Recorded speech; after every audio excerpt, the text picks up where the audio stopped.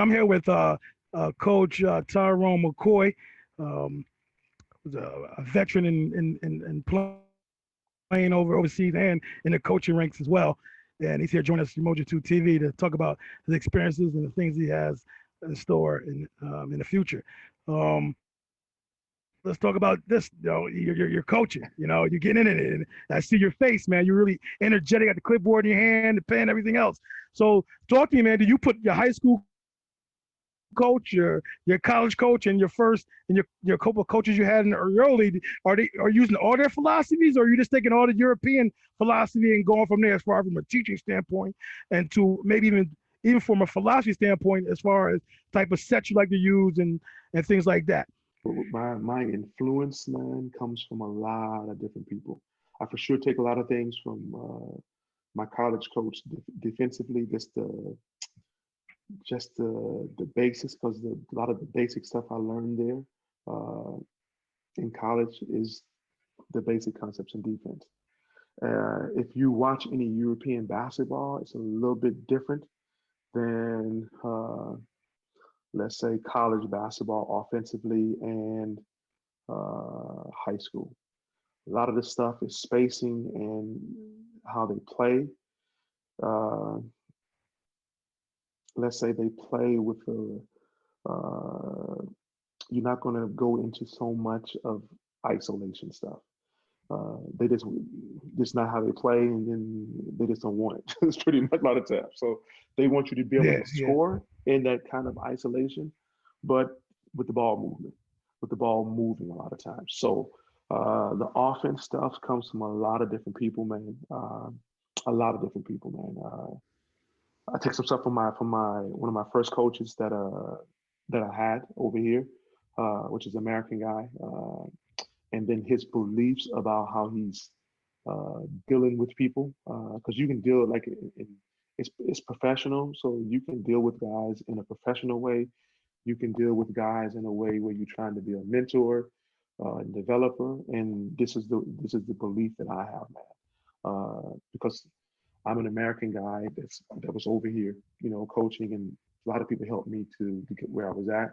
So for me, when I'm over here coaching, I try to find guys and actually develop them, make them understand it's more than basketball.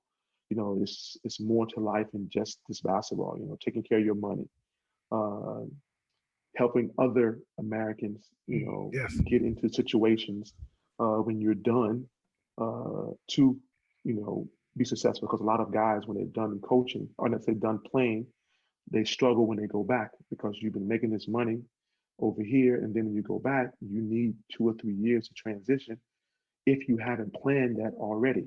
So a lot of times, I'm talking to guys about, hey man, especially younger guys, hey, what are you doing with your money? Are you spending all your money? Are you saving some of the money right now? So when you do have to transition back, you have a nest egg. Are you saying to yourself, hey man, I'm not going to make this kind of money all my life, so I better start investing it and doing something with it because there will come a rainy day in your life.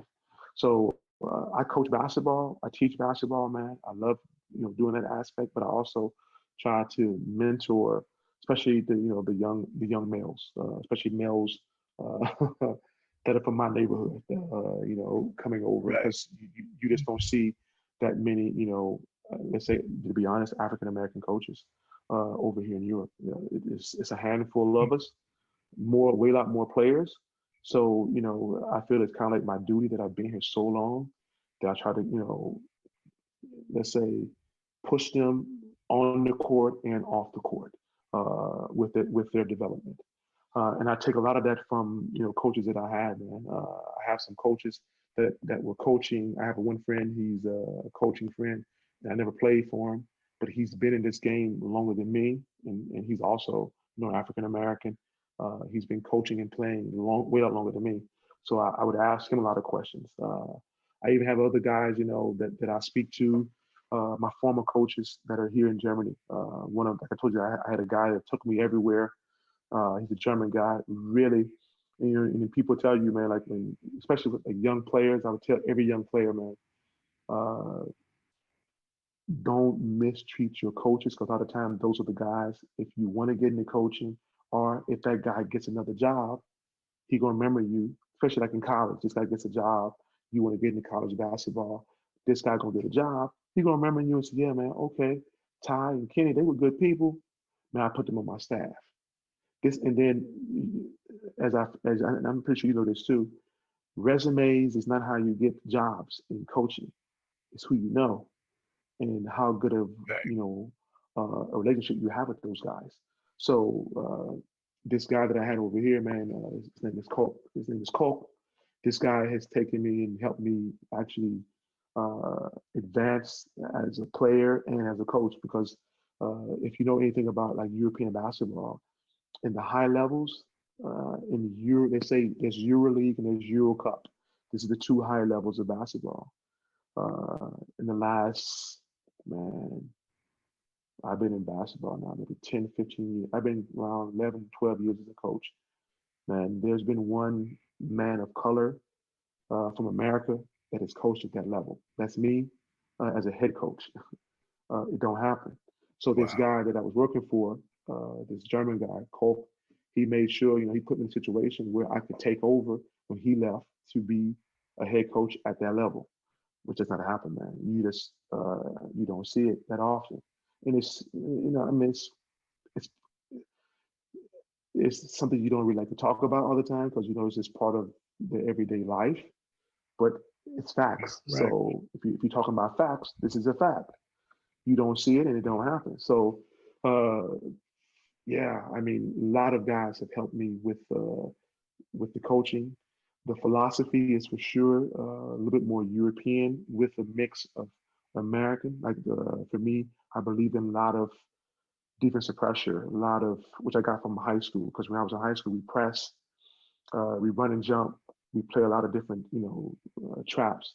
So we play 1-2, 1-2, 1-1. We played 2-2, 1. We played 2-1-2. We did trap. We did run and jump, man and man. Try to turn you two times and then trap you. So I actually believe in that this philosophy, especially in Europe, because Europe is so, let's say, controlled. The coaches like to control the offense. So for me, my philosophy on defense comes pretty much from America. Hey, I don't want you to have that control. I want to get you to play a little bit more helter skelter, so it gets you out of rhythm, so you're not shooting your shot. Because European basketball is you run pick and roll, you put shooters out there, everybody can shoot, big guys step out, and then you get your shots, but they know the looks. So for me, my defense philosophy is saying, I don't want to give you those looks. I'm going to make you play a little bit of helter skelter and make you try to get shots and scores from a different way that you're not comfortable in. And then the offense is pretty much like most of the guys over here. You play a little bit more of a, let's say, a movement, and you try to teach the guys not to dominate the ball. Let the ball move and do the energy and the work, and then attack from the movement. So I would say the best examples would probably be the Jazz. I think Quinn Snyder has a European influence on his basketball. Um, I would also say a lot of the Europeans they love the Spurs because they have this 1.5 second of holding the ball and swinging it, and then this is a typical philosophy. But you run a lot of sets, man. So I would tell a lot of kids when they come over here, man, the sets are crazy. So if I were to show you a playbook, man, from like we got right now, the playbook is probably 40, 50 sets easily, and all the sets have their different terms, and then you got to be able to read some out of it. So the basketball is a little bit more of a thinking stuff than you read and react out of Mm. it. Because this is how the Europeans are a little bit more accustomed to it because they don't have the I call it the great athletes and the great individual player to just say, okay, I got LeBron James, I give you the ball, he makes something out of it. So they try to use Mm. their system a little bit more. So this is my kind of philosophy too. Okay. Okay. That was good. I liked what you said earlier too about not basically what you're saying. Um, uh, don't burn bridges. Don't burn bridges. You never No, don't burn bridges because you never know you might have to no. cross it again. You know what I mean? So just being nice to people isn't a sign of weakness.